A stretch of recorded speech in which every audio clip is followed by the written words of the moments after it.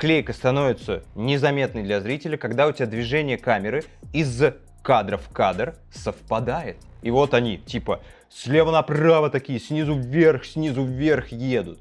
Но здесь мы еще с тобой все это сверху приправляем тем, что у нас склейка будет незаметна, потому что мы уходим либо в темноту, либо в разблюр, либо в какой-то просто цвет. Поэтому, совмещая эти два приема, один из которых является вообще базовым правилом монтажа по Соколову, то есть сохранение вектора движения камеры из кадра в кадр или объекта главного в кадре из кадров.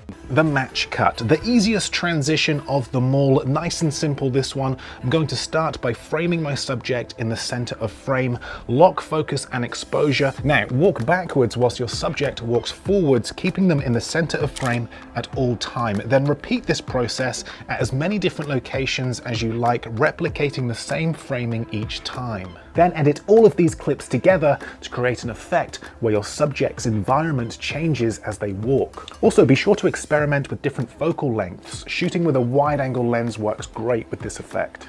And try experimenting with your framing and camera movement. This effect also works great from the side, walking parallel to your subject. Okay, next up, the wipe. Again, we're going to walk parallel with our subject for this one, only this time we're going to use something in the foreground to wipe through the shot.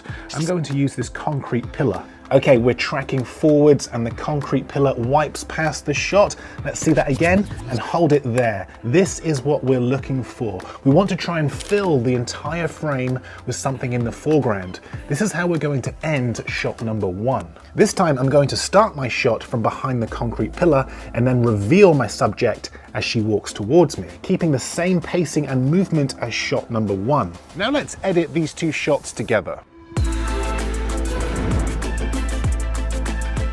Okay, let's see another example. This time, I'm going to use this tree for shot number one. I'm then going to change locations and use this tree for shot number two. Let's take a look.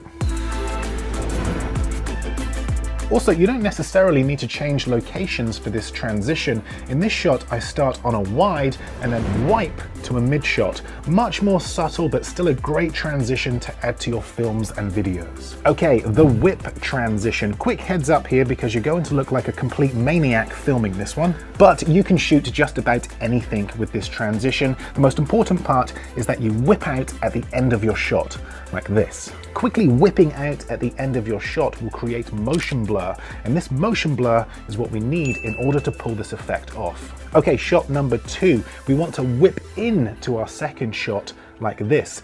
This time our shot starts with motion blur and ends on our subject. Now let's edit these clips together using nothing but a simple cut.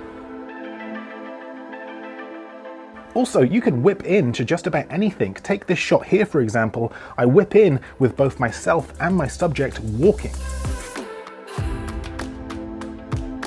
Okay, moving on, the wall orbit. A great transition, this one, although slightly harder to pull off. We're going to lean our subject against a wall, ideally one that looks interesting, and then orbit around them, keeping an equal distance from them at all times. Also, be sure to enable the grids on your camera. This will definitely help with framing.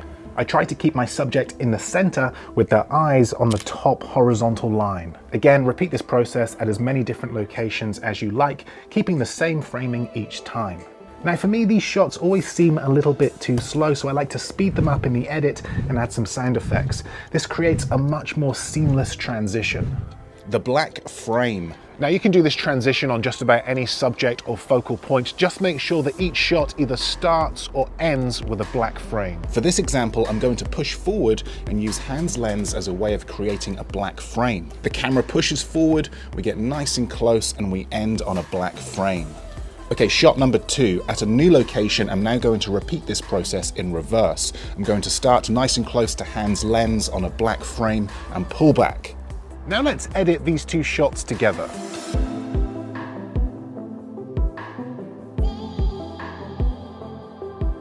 Okay, next up, the through the floor transition. One of my favorites, this one, and it's nice and easy to pull off. Now for this transition, I'm going to put my gimbal in lowrider mode because I want to get my lens as close to the ground as possible. I'm going to cue my subject to walk through the frame whilst moving my camera down towards the ground. The aim of the game here is to get your camera below ground level. This is what we're trying to achieve. We want the end of our shot to look as though it's gone all the way through the floor.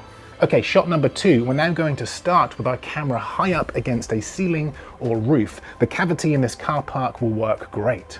Again, I'm going to cue my subject to walk forward and pull my camera down towards the ground. Again, be sure to experiment and get creative with this transition. I got lucky at this location and found a heap of dirt, so I was really able to sell the idea that the camera was traveling through the ground. I then combined this with a shot where my subject walks towards the camera to create a black frame. So as you can see, we're now starting to link one transition to another. The rotate. Now, one of my favorite features of this gimbal is vortex mode. In this mode, when I push my joystick up or down, it gives me complete control of my roll axis, allowing me to get much more creative with these transitions. Shot number 1, I'm going to walk towards my subject whilst rotating my camera and end on a black frame. Okay, shot number 2. This time I'm going to start on a black frame, pull back whilst rotating my camera and have my subject walk forwards. This is the result.